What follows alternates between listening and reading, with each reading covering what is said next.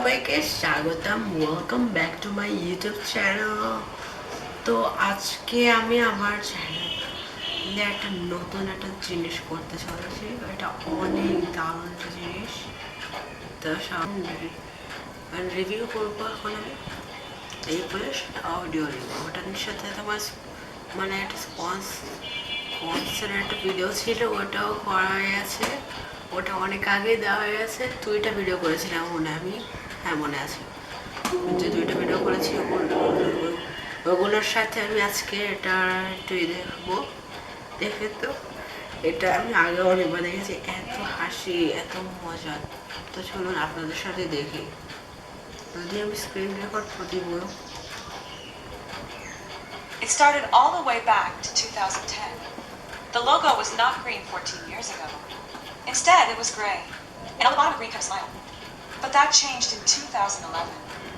The Duolingo logo was covered in green. Later on, only small details were changed. Now, the evolution of the Duolingo mascot. The mascot was in 2010 introduced. It was a brown owl. That changed in 2011 when the owl became green. Then in 2012, it all took a crazy turn. It looked like it said, "Do your lesson or else." But then in 2013, they made it more cartoon vibe. This was his look for 6 years, until 2019. Because then it changed to this. Looks familiar? Now the app icon evolution. It started with the beta version in 2011. Then in 2012, the app dropped. And let me hold your hand when I say this. But it's scary. A kid's nightmare.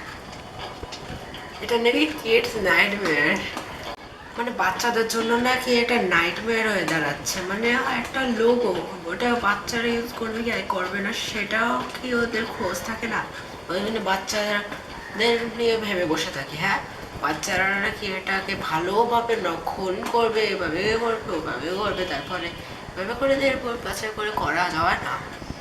তো এভাবে এত নির্বিচারে না করে তার জন্য normally করে রাখো, দেখালেই তো হয় না বাচ্চাদের জন্য এটা ভয়ানক। কই আমি তো ভয় পাই না, আমি তো বাচ্চা। So in 2013 it changed to a more animated icon, so children could sleep peacefully. শুধু একটা অ্যাপের একটু আইকন একটু পাল্টেছে, তাই জন্য নাকি বাচ্চারা পিসফুলি শুতে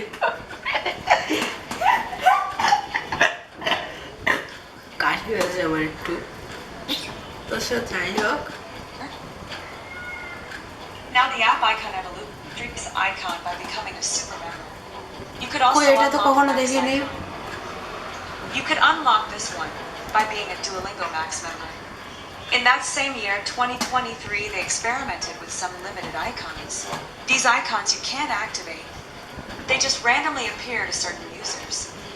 It started in 2023 with the party icon, then the starry-eyed icon, the melty face icon, the tired icon, the sick icon, and the last icon that dropped in 2023 was the classy icon. Then almost a whole year later, at the end of 2024, the broken icon dropped. This was also the only one that dropped in 2024. Later on, at the beginning of 2025, out of nowhere, Duolingo suddenly died. This was a big shock for everyone. হ্যাঁ, Duolingo মরে গেল কি এখানে? আমি তো 2026 সালে তো না 2025 সালে আমি জুনের না জুলাইতে আমার ভিডিও দেখতে পারবেন। শুরুর দিকে আমি একটা স্পন্সর বলছি কি করে। হ্যাঁ, অদ্ভুত কীভাবে যে কী করে। তো তারপরে আমরা চলে আসি আমরা আজকে টেক বিষয়ক ভিডিওগুলো আমরা আজকে রিয়াক্ট করবো। থিমটা মনে পাল্টে দেওয়া উচিত আপনার। আমি ওসব ভিডিও আমি অত রকম সব ভিডিও রিয়াক্ট করতে পারবো না, কিছু টেক ভিডিওর উপরে রিয়াক্ট করি।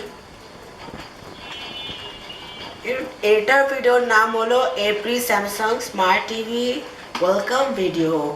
চলুন দেখে নিই।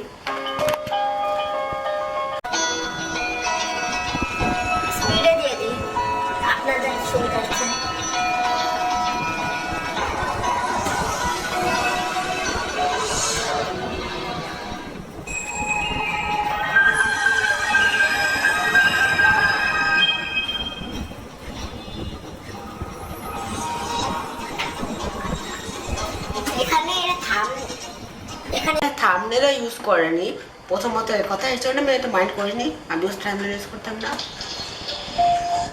কিন্তু এখানে কেমন ভাবে কি লাগাই রেখেছে, আর এটা 20 সাল 21 সাল একই রকম, মানে এরা একটু রেকর্ড করার সময় পায়নি, মানে এত তারা যে এদের রেকর্ড না করে বসে থাকবে, মানে তাড়াতাড়ি করে ভিডিও বানায় দিতেই হবে যেন, এমন কাম উসরানি দিছে ওদের। তো এখন এবার অ্যালার্ম নে,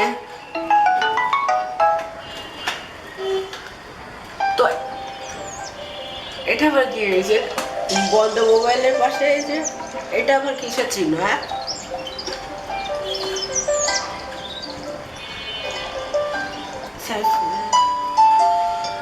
ধান, মাথা উল্টানো, মানে মানুষের মাথাই উল্টে গেছে, আউট আউট অফ লজিক।